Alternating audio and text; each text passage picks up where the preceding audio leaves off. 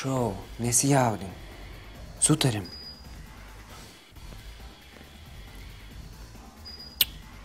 Ar sutarim? Milda, Matai, prašome.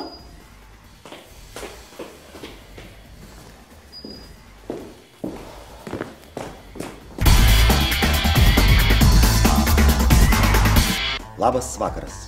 Su jumis, kaip ir kiekvieną šeštadienio vakarą, sveikinasi intelektualus televizijos žaidimas Specialistas. Pasitikime šio vakaro dalyvius Mildą ir Matą. Milda, Matai, sveiki atvykę. Sveiki. Labas vakaras. Na kaip? Ar pasiruošę visai Lietuvai įrodyti, kad esate verti specialistų vardo? Pasiruošę.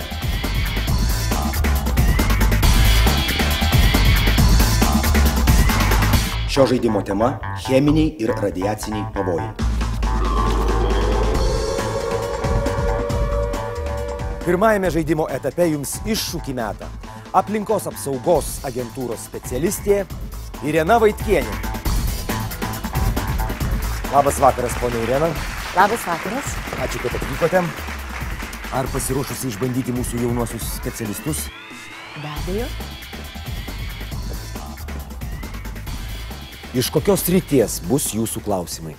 Pavojingųjų medžiagų žymėjimas. Gal galite mums visiems paaiškinti, kas yra pavojingoji medžiaga? Pavojingoji medžiaga – tai medžiaga arba mišinys, nurodytas Lietuvos Respublikos vyriausybės nustatytame sąraše arba atitinkantis nustatytus kriterijus ir esantis žaliavų, gaminių, šalutinių produktų, liekanų ar tarpinių produktų pavidalo, įskaitant medžiagas, kurios gali susidaryti kilus avarijai. Įsidėmėjot? Labai gerai. Irena, jūsų pirmas klausimas. Koks šio ženklo pavadinimas? Degi arba ypač degi medžiaga. Visiškai teisingai. Ką tai reiškia? Šiuo ženklu pažymėtos skystos medžiagos lengvai sudaro garus, kurie susimaišę su oru arba nuo degimo šaltinio gali užsidegti. Kokie gali būti tie degimo šaltiniai? Atvira ugnis, liepsna, karštis. Mechaninė arba elektrinė kibirkštis, elektrostatinio krūvio sukelta kibirkštis, karšti paviršiai. Įvardykite bent vieną degę arba ypač degę medžiagą.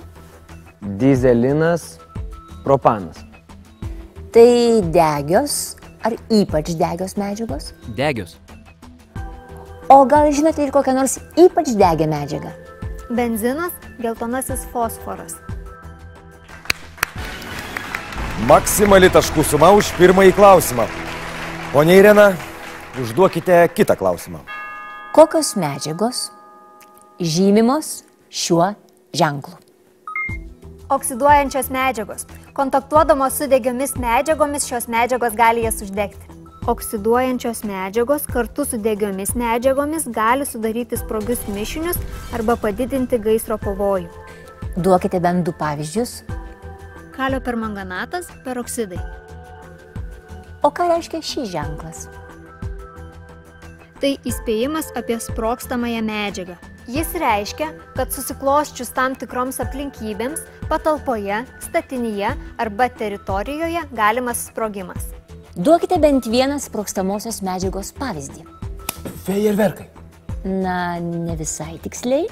Pirotechninės medžiagos, o dar parakas ir nitroglicerinas. Teisingai. Ir vėl maksimali taškų suma. Šiame žaidimo etape mes išskiriame mūsų dalyvių komandą, kad patikrintume individualias jų žinias. Kuris pirmas? Matas. Ponia Irena, jūsų klausimas. Matai, aš jums rodysiu pavojingas cheminės medžiagas žyminčių ženklus, o jūs man turėsite pasakyti, kuo šios medžiagos pavojingos aplinkai ir gyviems organizmams. Toksinės medžiagos. Įkvėpus, prarijus arba prisilietus prie odos sukelia ūmius susirgimus arba mirtį. Duokite bent du pavyzdžius. Chloras, amoniakas. Taip. Ardančios medžiagos. Ardo gyvus audinius, kai su jais susiliečia. Duokite bent du pavyzdžius. rūgštis, šarmai. Teisingai. Aplinkai pavojingos medžiagos. Patekusios į vandenį arba orą gali pakenkti grybams, gyvūnams arba mikroorganizmams.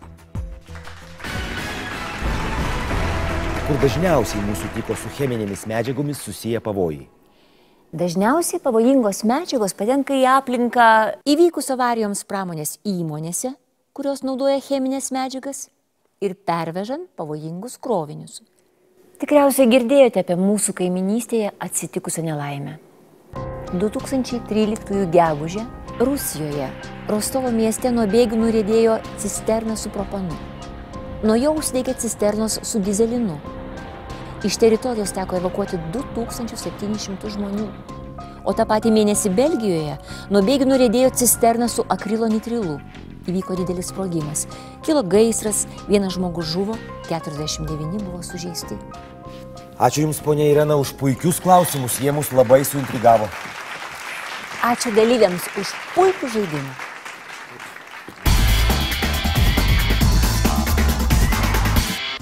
Na kągi, o dabar atėjo eilė patikrinti Mildos žinias. Milda pasiruošusi. Tuomet pasitikite jūsų oponentę civilinės saugos specialistę Jolantą Užupalienę. Labas vakaras, gerbiama Jolanta.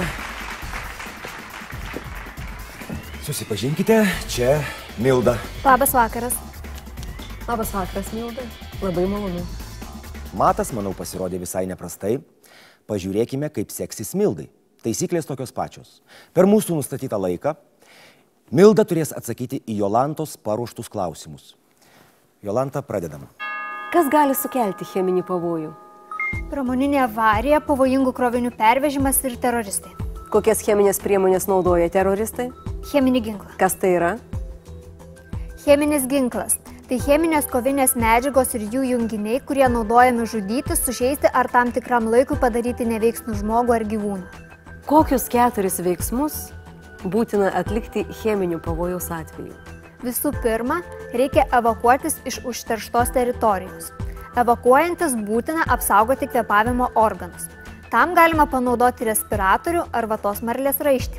Antra, išėjus iš užterštos teritorijos būtina nusivilkti viršutinius drabužius, nusiauti batus ir sudėti viską į polietileno maišą. Paskui reikia ir pačiam nusiprausti muilu, o burną, nosį, akis praskalauti vandeniu. Trečia, nešvarius daiktus būtina išskalbti skalbimo priemonėmis. Jei to padaryti neįmanoma, gyventojai bus informuojami, kur šiuos daiktus reikės pristatyti ir palikti. Nagi, Milda, o koks 4. veiksmas? Laikas baigėsi. Liko tik 10 sekundžių. Pajutus negalavimą ar savijautos pasikeitimų reikia kreiptis į gydytojus. Taip, visiškai teisingai. O jūs, gerbiama Jolanta, pasakykite man štai ką. Ar yra Lietuvoje pasitaikę teroristinių išpuolių? Ne. Laimei Lietuvoje cheminės medžiagos teroristiniams išpuoliams panaudotos niekada nebuvo. Tačiau tokia galimybė šiais laikais labai reali. Tiek cheminės medžiagos, tiek gamybos technologijos prieinamos visiems. Kas turi piktų kėslų? Supratau. Na, tuomet dėmesio į ekranus. Priešgaisrinės apsaugos ir gelbėjimo departamentas prie Lietuvos Respublikos vidaus reikalų ministerijos įspėja. Sužinoję apie galimą teroro aktą, pastebėję pasklidusias ar išsiliejusias cheminės medžiagas, kuo skubiau skambinkite telefonu 112. Taip pat, jei esate darbovietėje, apie įvykį praneškite savo institucijos vadovui, informuokite pastato apsaugos darbuotojus. Na, o kokia padėtis su pramoninėmis avarijomis? Ar Lietuvoje jų pasitaiko? Deja taip. Achemos gamykloje 1989 metais, agrochemijos pesticidų atliekų saugykloje 1993 metais, tais pačiais metais Rokiškio rajono Baušiškių pesticidų sandėlyje. Na kągi, mūsų dalyviai vėl susivienijo, kad galėtų atremti trečiąjį lemiamą specialisto iššūkį. Ar jūs pasiruošusi jį mesti, ponia Jolanta? Prašom. Jei Lietuvoje kiltų radiacinis pavojus, kaip apie jį būtų informuoti gyventojai? Įspėjančių garsinių signalų dėmesio visiems ir įspėjamaisiais balsų skelbiamais signalais radiacinis pavojus. Apibūdinkite šiuos signalus detaliau. Dėmesio visiems Įspėjamasis pulsuojantis 3 minučių trukmės kaukimo garsinis signalas skelbiamas norint perspėti gyventojus apie artėjančios ar susidariusios ekstremaliosios situacijos grėsmę, taip pat vykstant perspėjimo sistemos patikrinimui ar pratyboms. Teisingai? Pasiklausykime.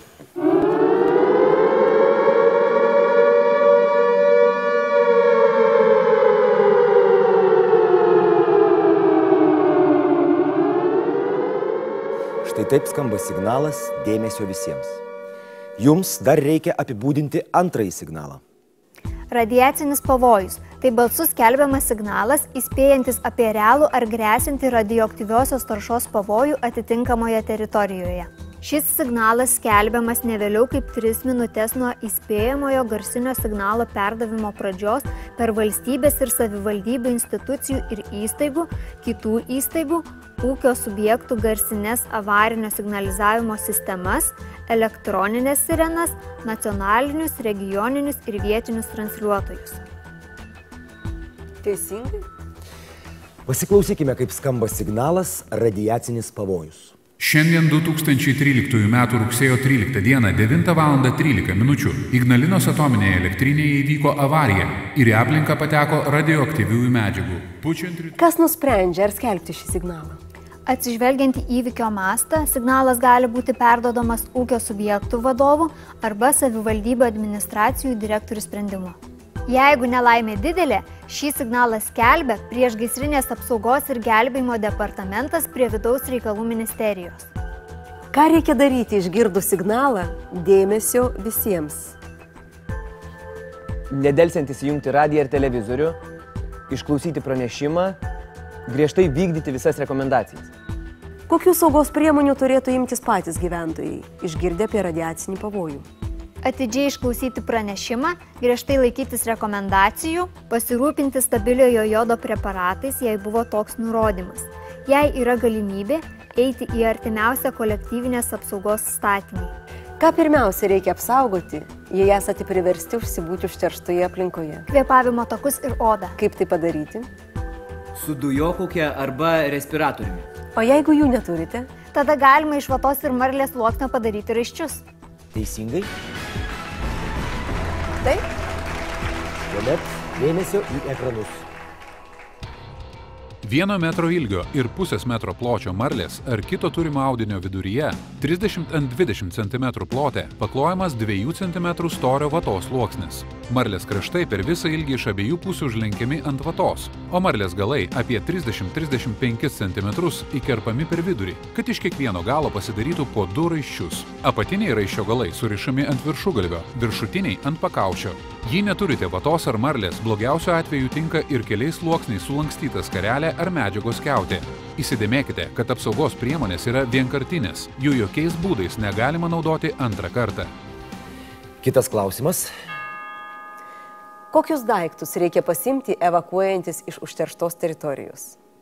Pirmosios medicinos pagalbos vaistinėlę, ypač reguliariai vartojamų vaistų, dokumentus, pinigus, maisto 2-3 dienoms, reikalingus drabužius pagal sezoną, higienos reikmenis, asmeninės apsaugos priemonės, nešiojamą į radijo imtuvą, žibintuvėlį, atsarginių elementų.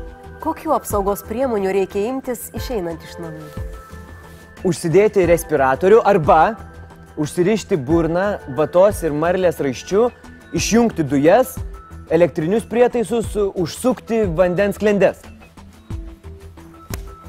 Kaip reikia apsaugoti namus radiacinio pavojaus atveju? Visų pirma, reikia pasirūpinti visomis buto angomis ir sandariai jas uždaryti duris, langus, orlaidės ir balkonų duris, uždengti dūmtraukius, vėdinimo ir kitas angas. Viską sandariai uždarius, langus ir duris reikia apklijuoti popieriaus ar polimerinėmis juostelėmis. Maistą reikia sudėti į šaldytuvą. Daržovės galima sudėti į dėžes, kurios turi būti išklotos popieriumi, celofanu, polietileno plėvele arba klijuote, o iš viršaus uždengiamos brezentu arba kitokiu tankiu audeklu. Geriamasis vanduo turi būti saugomas sandariai uždarytuose termosuose, stiklainiuose. Paskutinis jūsų klausimas, ponia Jolanta. Kaip elgtis, jei radote radioaktyvumo ženklų pažymėtą daiktą? pasitraukti nuo jo 30-50 metrų atstumu, perspėti greta esančius asmenis apie pavojų, informuoti specialiasias tarnybas. Įvykio vietoje nevalgyti, negerti, nerūkyti. Pasišalinus iš įvykio vietos reikia nusiprausti ir persirengti švariais drabužiais. Pajutus sveikatos sutrikimų reikia kreiptis į gydytojus. Teisingai. Na kągi, Milda ir Matai, jūs įrodėte, kad esate verti specialisto titulo. O kiek šis titulas vertas pinigų, sužinosime suskaičiavę jūsų taškus. Šį vakarą mes sužinojome apie cheminius ir radiacinius pavojus, kurie gali mus ištikti. Bet man įdomu, kaip apie tokius pavojus sužinoti, jei, pavyzdžiui, mes iškylaujame ir neturime po ranka nei radijo, nei televizoriaus. Turime Cell Broadcast technologiją, kuria per mobiliojo ryšio teikėjų tinklus į jūsų mobilųjį telefoną galima išsiųsti pranešimą apie tam tikras pavojingas situacijas, bet kurioje teritorijoje. Aš jums atvežiau vaizdinės medžiagos, kuri labai gerai paaiškina, kaip ši technologija veikia. Su Cell Broadcast technologijomis jūs pasiekiami itin greitai, nepaisant tinklų dažniausiai apkrautų nelaimės atveju. Atsakingų institucijų atstovas užregistruoja įvykį Mass Alert sistemoje ir apie jį nurodo kaip galima tikslesnį informaciją, vietą, laiką, pavojaus lygį. Operatorius, gavęs pradinę informaciją apie įvykį, identifikuoja pavojingas teritorijas. Informacinį pranešimą gauna tik tie abonentai, kurie siunčiant pranešimą pateko į numatytą informavimo teritoriją. Pranešimą gavę asmenys imasi atsargumo veiksmų. Su Cell Broadcast technologija galima išsiųsti neribotą skaičių žinučių, veikti realiuoju laiku, išsiųsti kiekvienai vietai pritaikytą turinį, informuoti ne tik gyventojus, bet ir atvykusius svečius. Bet kad gautumėte tokį pranešimą, privalote nusistatyti specialiai jūsų telefono modeliui skirtus nustatymus, kuriuos rasite tinklapyje www.vpgt.lt. Ačiū Jums, ponia Jolanta, už naudingą informaciją ir už rimtą iššūkį mūsų žaidimo dalyviams.